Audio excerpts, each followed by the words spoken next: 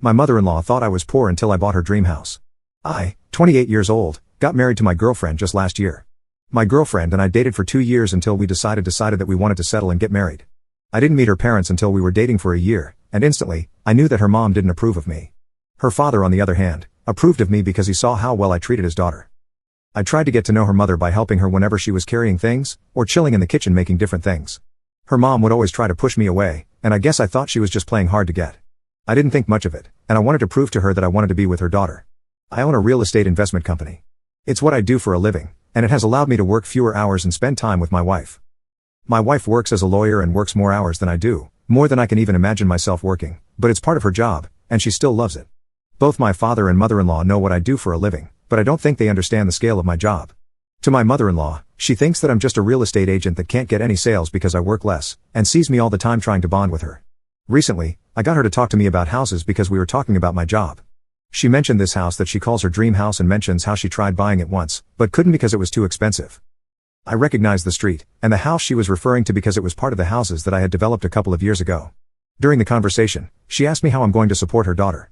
She told me that she sees me more than her daughter, and asked if I'm even working. I told her that I'm doing well with my job, and that I can definitely prove that I can support her daughter. She looked at me and told me that she was just going to be honest, and told me that she believes that I should let my daughter go. She told me that I was a good man, but I just wasn't the best fit for her daughter. I just imagined my daughter dating someone else, she said. I looked at her and said, like who?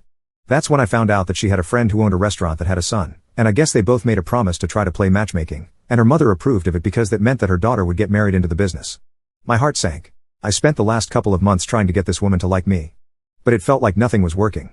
I told her that I wasn't going to leave her daughter, and that I would treat her daughter way better than her friend's son could. She laughed while she continued going back to work, and told me that her daughter makes more than me, and that her friend's son could triple both of our incomes combined. I looked at her and asked her how she would know if her daughter was making more than me. She told me that it doesn't take a genius to tell that a lawyer will make more than a real estate agent. I didn't want to argue with her anymore, so I told her that I had to go and pretended that I had somewhere to go. That day, I ended up contacting the owner and tried acquiring the house. The owner wasn't interested in selling their house at first, but everything always has a price when it's right.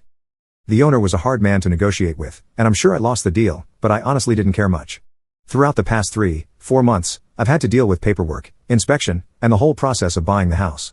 I stopped visiting my in-laws and stayed in contact with my father-in-law. I would usually call him and he would always tell me to come visit him.